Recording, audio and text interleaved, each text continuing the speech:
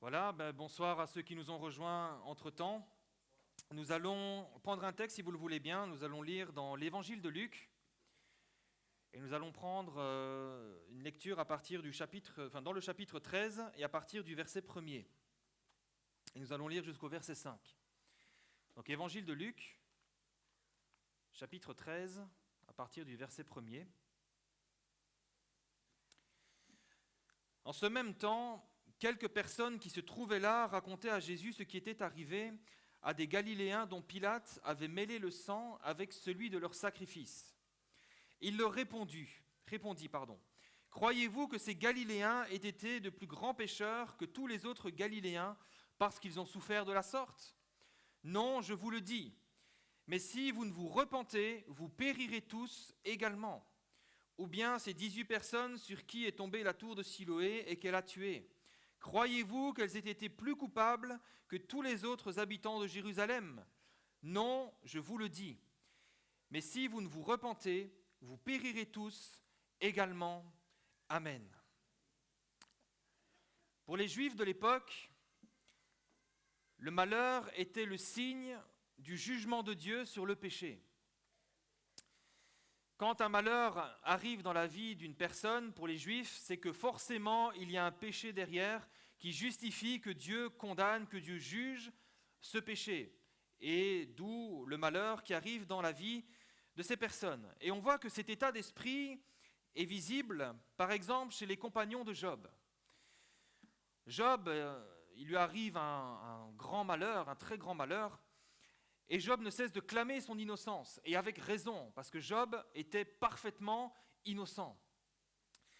Mais ses amis, qu'ont-ils fait à cause de leur mentalité, de leur état d'esprit, à cause de leur croyance ? Ils ne cessent de l'exhorter à confesser ses péchés, parce que pour eux, le malheur qui avait atteint Job avait forcément pour raison le péché. Par exemple, dans Job 4, verset 7, ils lui disent « Cherche dans ton souvenir, quel est l'innocent qui a péri ? Quels sont les justes qui ont été exterminés ?»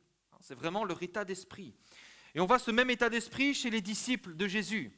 On voit que cet état d'esprit perdure. On voit par exemple, il rencontre un aveugle de naissance et les disciples de Jésus lui posent cette question. Ils lui disent à Jésus, « Rabbi, qui a péché, cet homme ou ses parents pour qu'il soit né aveugle ?» Comme si cette cécité de naissance avait forcément pour cause le péché. Alors quand on parle à Jésus de cette tragédie survenue pour ces Galiléens qui ont été tués par Pilate et qui ont été tués dans le temple, là où on faisait les sacrifices, Jésus réfute cette manière de penser qui consiste à croire que les malheurs qui nous arrivent ont pour cause notre culpabilité devant Dieu. Et Jésus réfute ces choses parce que Jésus, il est la lumière, il est la vérité et il parle selon la vérité. Et Jésus mentionne ensuite ces 18 habitants de Jérusalem qui ont été tués par une tour qui s'est effondrée sur eux, et il donne la même conclusion. Il leur dit ce malheur leur est arrivé non pas parce qu'ils aient été coupables, ils n'étaient pas plus coupables que d'autres. Et il faut savoir en plus de cela que les habitants de Jérusalem considéraient les Galiléens comme inférieurs, comme plus pécheurs et donc plus coupables qu'eux. Et comme donc ce qui leur était arrivé était la conséquence inévitable de leur péché. Mais Jésus réfute cela. Jésus réfute. Alors évidemment, ce sont des tragédies, ce sont des choses qui sont tout de même tragiques, mais qui ne constituent en rien un jugement ou une condamnation de Dieu par rapport au péché.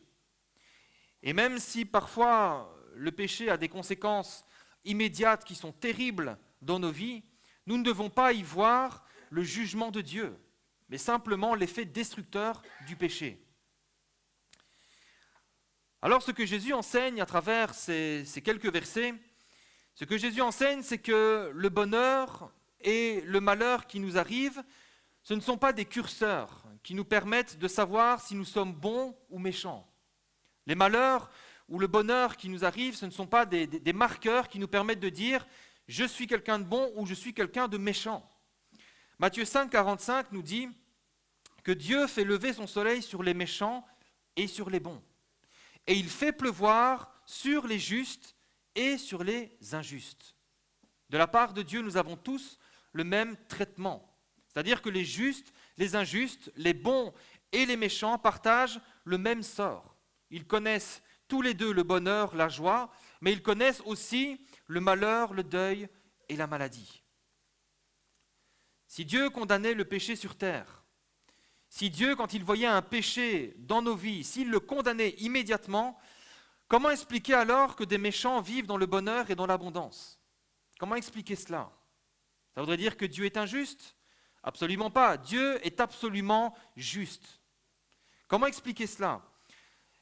Si Dieu condamnait directement le péché dans le cœur des hommes, aucun méchant ne pourrait connaître la joie, ne pourrait connaître le bonheur, ne pourrait connaître l'abondance. Et cette réalité-là, c'est au point même que le psalmiste Asaph, à force justement de voir des méchants prospérer, se demande même à quoi bon être juste. Si les méchants prospèrent au même titre que les bons, à quoi sert-il d'être bon? À quoi sert-il de faire le bien? Le psaume 73, verset 3. Asaph dit « Je portais envie aux insensés en voyant le bonheur des méchants. Rien ne les tourmente jusqu'à leur mort, et leur corps est chargé d'embonpoint. Ils n'ont aucune part aux souffrances humaines. Ils ne sont point frappés comme le reste des hommes. » Au verset 12, « Ainsi sont les méchants, toujours heureux. Ils accroissent leur richesse. » Et au verset 13, son désarroi, sa détresse, il dit « C'est donc en vain que j'ai purifié mon cœur et que j'ai lavé mes mains dans l'innocence. » Mais ça, c'était jusqu'à ce que Dieu se révèle ensuite à Asaph, parce que Dieu va se révéler à Asaph. Et il dit au verset 16 et 17, « Quand j'ai réfléchi là-dessus pour m'éclairer, la difficulté fut grande à mes yeux, jusqu'à ce que j'ai pénétré dans les sanctuaires de Dieu et que j'ai pris garde au sort final des méchants. » La différence entre les bons et les méchants, ce n'est pas dans le lot de malheur ou de bonheur qu'ils vivent dans leur vie, c'est dans le sort final qui leur est réservé. Autrement dit, ce qui se passera après la mort. Et c'est justement là-dessus que Jésus veut nous éclairer et a éclairé ses disciples. Penser que Dieu punit le péché, c'est tout à fait juste et c'est tout à fait biblique. Dieu punit le péché parce que Dieu ne peut pas tolérer le péché. Mais il y a un mais. Si Dieu punit le péché en son temps. Dieu punit le péché en son temps. Il y a un temps fixé où Dieu jugera les hommes et leurs péchés. Il y a un temps fixé pour cela. C'est ce que nous dit 2 Corinthiens 5, 10. Il nous faut tous comparaître devant le tribunal de Christ, afin que chacun reçoive selon le bien ou le mal qu'il aura fait, étant dans son corps. Il nous faut tous comparaître devant ce tribunal. Il y a un temps marqué où tous les hommes, de toute nationalité, de tout temps, comparaîtront devant Dieu. Et ce temps est fixé. Et ce temps-là est absolument terrible. Ce temps-là est un temps absolument terrible. Ce qui s'est passé pour les Galiléens, ce qui s'est passé pour les habitants de Jérusalem, ou même pour les méchants que nous connaissons autour de nous, ce n'est pas la sanction du péché. Vous savez, c'est bien trop doux, c'est bien trop gentil pour être la sanction du péché. Si la sanction du péché, c'était simplement qu'une tour s'abatte sur ces gens, c'est bien trop gentil, c'est bien trop doux. La sanction du péché, c'est l'enfer. La sanction du péché, c'est l'enfer.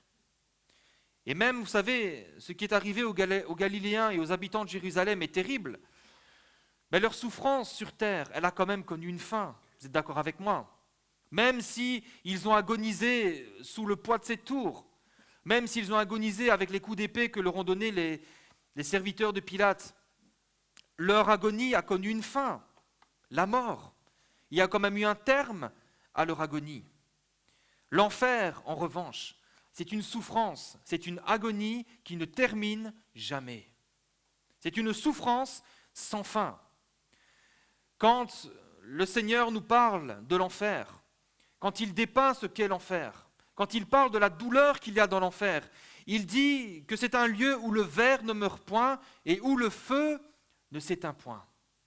Marc 9, 48. Vous savez, même si parfois certains ont connu ce type de persécution où ils étaient brûlés sur un bûcher à cause de leur foi, brûlés vifs, c'est une souffrance terrible, terrible. Quand on se brûle, ne fût-ce que le petit doigt, on souffre parfois le martyre. Imaginez le corps tout entier. Mais il y a quand même un moment où la souffrance s'arrête, il y a quand même un moment où on rend l'âme, il y a quand même un moment où c'est terminé. L'enfer, quant à lui, c'est un lieu où il y a un feu qui ne s'éteint pas, un feu qui ne s'éteint jamais. C'est un lieu où il y a une souffrance sans fin dans le remords et dans la culpabilité. Luc 13, 28 nous dit que c'est là qu'il y aura des pleurs et des grincements de dents, quand vous verrez Abraham, Isaac et Jacob et tous les prophètes dans le royaume de Dieu et que vous serez jetés dehors. Un lieu de pleurs, de grincements de dents, d'amertume, de remords et de regrets éternels. Vous savez, parfois, on dit cette expression, on dit « Ouh là là, je suis en train de vivre quelque chose de difficile, je vis un enfer ». Et on le dit à cause des problèmes, à cause de la douleur, à cause des choses qu'on est en train de traverser. Sauf que non, ce n'est pas l'enfer. Parce que l'enfer, effectivement, c'est la douleur, c'est l'amertume, c'est les remords, mais ce sont ces choses pour l'éternité. Pour l'éternité, sans plus aucun moyen d'y réchapper. Malheureusement, vous savez, il y en a qui, à cause de la souffrance qu'ils endurent, à cause de la douleur, mettent un terme à leur vie, ils se suicident. C'est quelque part leur seul moyen de soulager leur souffrance. Imaginez l'enfer, c'est un lieu où on ne peut pas soulager la souffrance. C'est un lieu où il n'y a aucun soulagement, où il n'y a plus aucune espérance, où il n'y a plus aucun moyen d'en réchapper. C'est terminé. Et c'est pour ça que Matthieu 10, 28, Jésus donne cet avertissement. Il dit « Ne craignez pas ceux qui tuent le corps et qui ne peuvent tuer l'âme. Ne craignez pas ceux qui vous menacent. Ne craignez pas ceux qui peuvent tuer votre vie, mais qui ne peuvent rien faire par rapport à votre âme. Il dit, craignez plutôt celui qui peut faire périr l'âme et le corps dans la géhenne. Vous savez, si les hommes sont capables de commettre des choses terribles, de commettre des actes terribles, et nous le voyons dans les informations jour après jour, ce n'est absolument rien comparé à ceux qui subiront la sanction du péché. Ce n'est absolument rien comparé à ce qui attend la sanction du péché. Alors la bonne nouvelle, c'est que pour nous, qui sommes encore capables d'entendre ces choses aujourd'hui, le temps du jugement n'est pas encore arrivé. Toi qui entends peut-être ce message pour la première fois, tu peux déjà te réjouir parce que le temps du jugement n'est pas encore arrivé. Tant que tu as des oreilles pour entendre, le temps du jugement n'est pas encore arrivé. Les temps que nous vivons ici sur terre, le temps qui nous est imparti sur terre, ce n'est pas un temps de condamnation, ce n'est pas un temps de jugement, ce n'est pas un temps de punition ni de rétribution. Même si certains vivent leur temps sur terre comme un temps de punition, ce n'est rien comparé à l'enfer, rien du tout.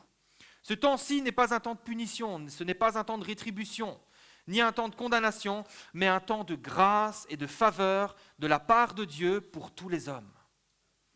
Tant que nous sommes sur terre, Dieu n'est pas notre juge, Dieu n'est pas celui qui juge, Dieu n'est pas celui qui sanctionne, mais il est celui qui sauve et il est celui qui libère.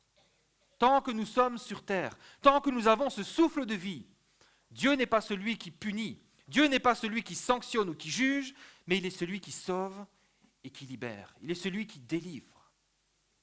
Jean 3, 17 nous dit que Dieu, en effet, n'a pas envoyé son Fils dans le monde pour qu'il juge le monde, mais pour que le monde soit sauvé par lui. Et 1 Timothée 2,4 nous dit que la volonté de Dieu, ce que Dieu veut, c'est que tous les hommes soient sauvés et parviennent à la connaissance de la vérité. Il ne nous est pas dit que ce que Dieu veut, c'est châtier tous les hommes pour les punir de leurs péchés. Il est dit que ce que Dieu veut, c'est que tous les hommes soient sauvés. Que tous les hommes soient sauvés, quels qu'ils soient. C'est la volonté de Dieu. Dieu ne veut pas juger le pécheur. Dieu ne veut pas juger le coupable, mais il veut sauver le pécheur. Vous savez, c'est un peu à l'image de cette femme prise en flagrant délit d'adultère, que nous pouvons lire le récit dans Jean 8.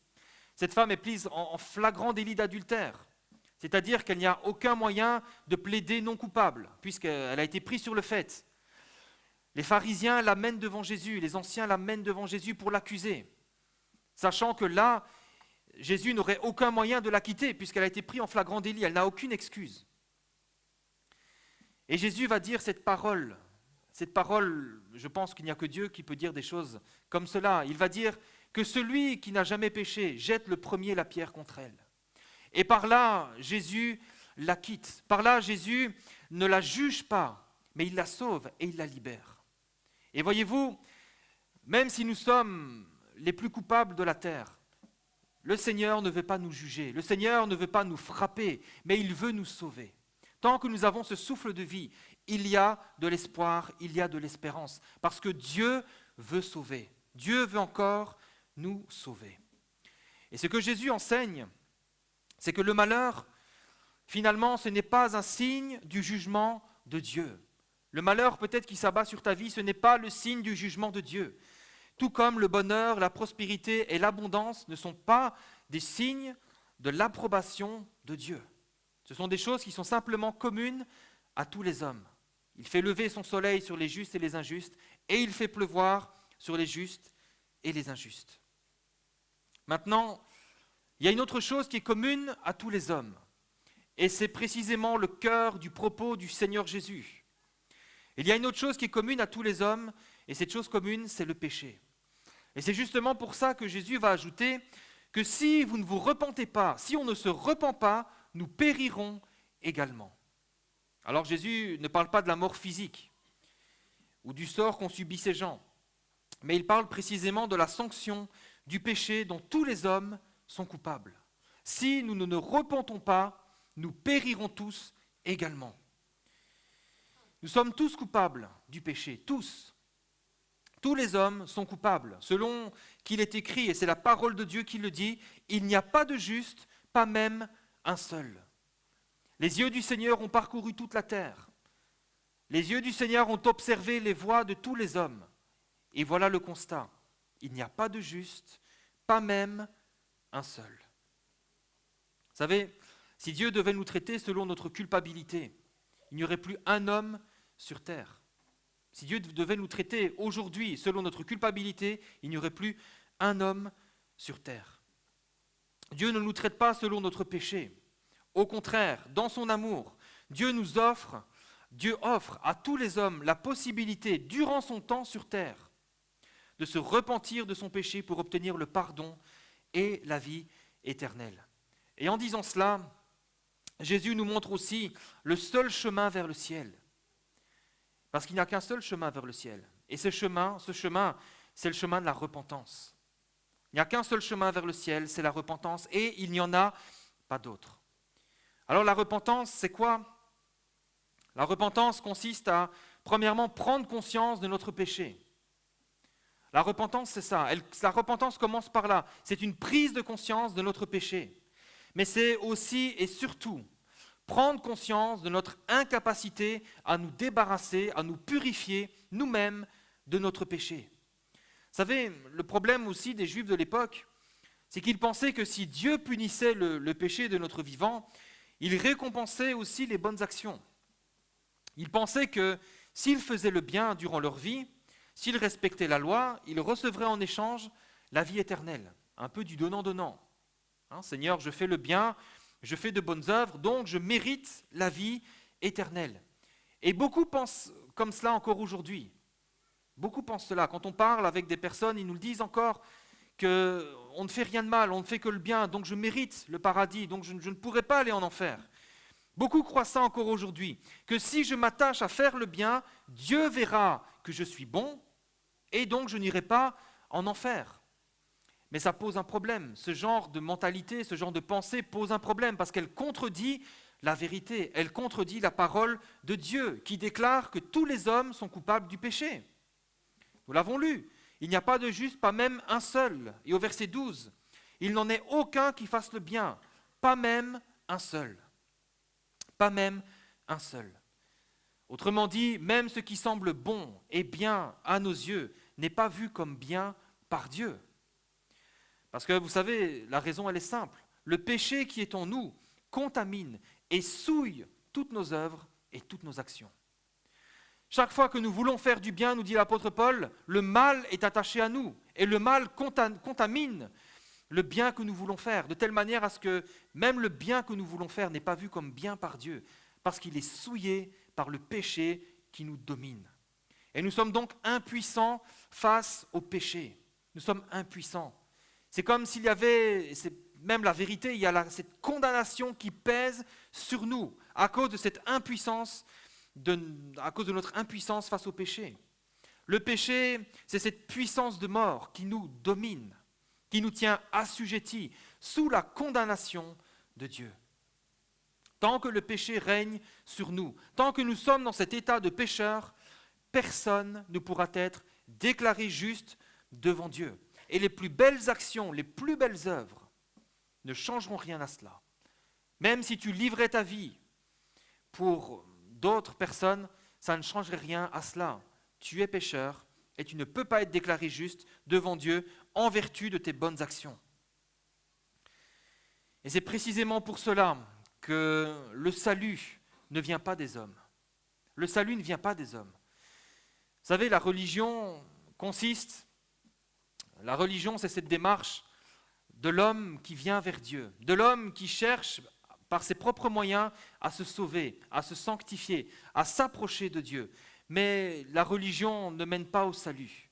Parce que le salut, ce n'est pas l'homme qui vient vers Dieu. Ce n'est pas l'homme qui essaie de se purifier pour plaire à Dieu. Ce n'est pas ça. Le salut ne peut venir que de Dieu. Le salut ne peut venir que de Dieu. C'est Jésus seul qui a vaincu le péché et qui a triomphé la mort. Colossiens 2,15 nous dit que c'est lui, c'est Jésus, qui a dépouillé les dominations, les autorités, et qui les a livrées publiquement en spectacle, en triomphant d'elles par la croix. Vous savez, la croix, c'est cet objet de honte, d'humiliation et de souffrance. Mais c'est aussi cet endroit où justement Jésus a vaincu le péché et la mort. Ce péché qui nous domine, cette mort qui nous assujettissait, Jésus l'a vaincu à la croix. Au point qu'il est écrit dans 1 Corinthiens 15, versets 55 à 57, « Ô mort, où est ta victoire ? Où est ta victoire ? Ô mort, où est ton aiguillon ? L'aiguillon de la mort, c'est le péché, et la puissance du péché, c'est la loi. Mais grâce soit rendue à Dieu, qui nous donne la victoire par notre Seigneur Jésus-Christ. » Amen. Jésus seul a vaincu le péché. Jésus seul a vaincu la puissance du péché. Et cette victoire de Jésus, elle peut devenir ta victoire ce soir. Mais à une seule condition, c'est que tu te repentes. C'est que tu te repentes. Si tu reconnais ton péché, si tu reconnais ton incapacité à t'en purifier, et si tu implores Dieu de tout ton cœur, alors la puissance du péché sera brisée dans ta vie. La condamnation qui pesait sur toi sera ôtée. Tu deviendras une nouvelle créature et tu recevras la vie de Dieu, une vie nouvelle, la vie éternelle. Le péché n'aura plus de pouvoir sur toi et c'est seulement là que tu seras déclaré juste devant Dieu. La Bible nous le dit, il n'y a donc maintenant plus aucune condamnation pour ceux qui sont en Jésus-Christ. Si tu te repens, si tu reconnais ton péché, si tu reconnais ton impuissance à te débarrasser du péché, si tu te places sous le sang précieux de Jésus, si tu implores sa grâce, le Seigneur ôtera cette condamnation de ta vie. Il nous dit, il n'y a plus maintenant aucune condamnation pour ceux qui sont à Jésus-Christ. En effet, la loi de l'Esprit de vie en Jésus m'a affranchi de la loi du péché et de la mort. Il n'y a plus aucune condamnation parce que Dieu lui-même te déclarera juste devant lui. Et Romains 8, 33 nous dit, si Dieu nous déclare juste, qui accusera les élus de Dieu ? C'est Dieu qui justifie. Si Dieu te justifie, qui ira t'accuser ? Le diable même pourra t'accuser. Le Seigneur ne l'écoutera pas. Il le balayera d'un revers de la main. Qui les condamnera ? Christ est mort. Bien plus, il est ressuscité, il est à la droite de Dieu et il intercède pour nous. Mais nous devons saisir que cette justice, tu dois saisir que cette justice, elle ne vient pas des hommes, elle ne vient pas de nous-mêmes, elle ne vient pas de nos bonnes actions, mais elle vient de Dieu, qui offre le salut à quiconque place sa foi en Jésus. Et c'est Jésus qui dira en vérité, je vous le dis, celui qui écoute ma parole, celui qui écoute cette parole qui est prêchée ce soir et qui croit à celui qui m'a envoyé, a la vie éternelle et ne vient point en jugement, mais il est passé de la mort à la vie. La repentance, c'est aussi un acte de foi. C'est un acte de foi qui est conforme à la vérité révélée par le Seigneur Jésus. Et la vérité, c'est quoi?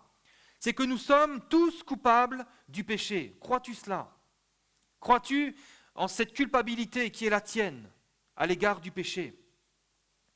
La repentance est cet acte de foi conforme à la vérité. Et la vérité nous dit que nous sommes tous et toutes incapables de nous purifier par nous-mêmes du péché. Est-ce que tu crois cela? Est-ce que tu crois cela? Si tu crois ces choses, si tu crois que tu es coupable du péché, que tu ne peux pas t'en purifier, tu peux implorer la grâce de Dieu et Dieu te pardonnera et Dieu te purifiera de tout péché, de toute iniquité. Tu seras déclaré juste et pur devant Dieu et ta condamnation sera ôtée. L'enfer ne sera plus pour toi, mais ton nom sera inscrit dans le ciel de gloire pour l'éternité. Vous savez, la parole de Dieu, cette parole qui est prêchée ce soir, elle nous met face à un choix. Et souvent, très souvent, et peut-être même tout le temps, la parole de Dieu nous met face à un choix radical, un choix tranché. Il n'y a pas de gris, il n'y a pas de nuance de gris, c'est blanc ou noir, c'est oui ou non. Jean 12, 47, 48, « Si quelqu'un entend mes paroles et ne les garde point, ce n'est pas moi qui le juge, car je suis venu non pour juger le monde, mais pour sauver le monde. Celui qui me rejette, qui ne reçoit pas mes paroles, a son juge. La parole que j'ai annoncée, c'est elle qui le jugera au dernier jour. » Cette parole annoncée ce soir, c'est elle qui sauve. C'est elle qui sauve. Mais c'est elle aussi qui condamne. Tout dépend de ta position vis-à-vis de cette parole. Soit cette parole, elle est ton salut ce soir, soit elle est ta condamnation. Tout dépend du choix que tu fais. Tout dépend de ta position. Si tu crois cette parole sera ton salut. Si tu rejettes cette parole sera ta condamnation. Mais il y a un choix à faire. Il y a un choix à faire. Et ce choix, il est tranché. C'est oui ou non. Ce n'est pas peut-être. Ce n'est pas on verra demain. Qui es-tu pour te dire, sur quoi te bases-tu pour pouvoir te dire il sera encore temps demain? Sur quoi te bases-tu? Sur quelle vérité? Quelle connaissance as-tu de demain? C'est peut-être la dernière fois que tu entends l'évangile ce soir. C'est peut-être la dernière fois. Qui sait où tu seras demain? Tu ne le sais pas. Tout dépend donc de ta position vis-à-vis de cette parole. Ton éternité dépend de ta position vis-à-vis de cette parole. 2 Pierre 3, 7. Par la même parole, les cieux et la terre d'à présent sont gardés et réservés pour le feu, pour le jour du jugement et de la ruine des hommes impies. Mais il est une chose bien aimée, que vous ne devez pas ignorer, c'est que devant le Seigneur, un jour est comme 1000 ans, et 1000 ans comme un jour. Le Seigneur ne tarde pas dans l'accomplissement de la promesse, comme quelques-uns le croient, mais il use de patience envers vous, ne voulant pas qu'aucun périsse, mais voulant que tous arrivent à la repentance. Ce temps que tu as vécu jusqu'à présent, c'est le temps de la patience de Dieu.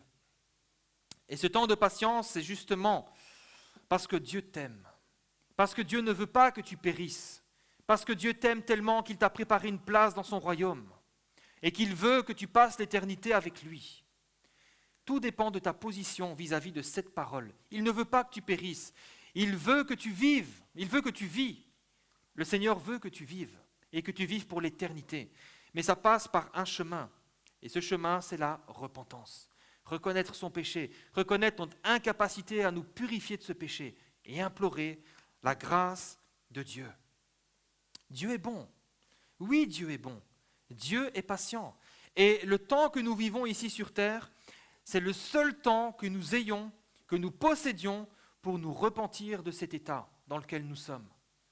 Ce temps-ci que tu as sur terre, c'est le seul temps que tu possèdes pour pouvoir te repentir. Passer ce délai sur terre, il n'y a plus aucune chance.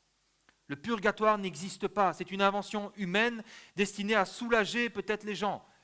Mais ce n'est pas la vérité. Il n'y a pas de purgatoire. Il n'y a pas de purgatoire. Ça n'existe pas. C'est pourquoi, mon ami, la repentance, c'est aujourd'hui et maintenant, pas demain. C'est aujourd'hui et maintenant. Si tu te dis, il sera encore temps demain, qu'est-ce que tu en sais? Et je vais même aller plus loin. Si tu te dis, il sera encore temps demain, c'est le diable qui te dit ça. C'est l'ennemi de ton âme qui te dit ça, pour que tu mettes cela à demain. Et puis peut-être que demain, tu seras encore en vie. Mais tu te diras, c'est pas grave, je remettrai ça à demain, et puis à demain. Et l'ennemi aura fait son œuvre. Le salut, la repentance, c'est aujourd'hui. C'est aujourd'hui. Hébreux 4,7 nous dit que Dieu fixe de nouveau un jour. Ce jour, ce n'est pas demain. Ce jour, c'est aujourd'hui. Dieu fixe de nouveau un jour. Ce jour, c'est aujourd'hui. En disant, aujourd'hui, si vous entendez sa voix, n'endurcissez pas vos cœurs. Tu ne sais pas de quoi demain est fait. Tu ne sais pas. Tu ne sais pas. Ne joue pas ta vie ne joue pas ton éternité sur un peut-être. Joue ton éternité, investis ton éternité sur quelque chose de sûr et de certain. Ce qui est sûr et certain, c'est que si tu te repens aujourd'hui, tu as le salut pour l'éternité. Tu rentres dans la vie éternelle aujourd'hui. Alors repens-toi. Repens-toi. Ne tarde plus. Viens au Seigneur. Réalise ta misère. Réalise le péché qui est le tien. Réalise que tu es perdu sans Dieu. Réalise-le. Confesse-le. Et repens-toi. Et tu recevras la vie éternelle. Amen.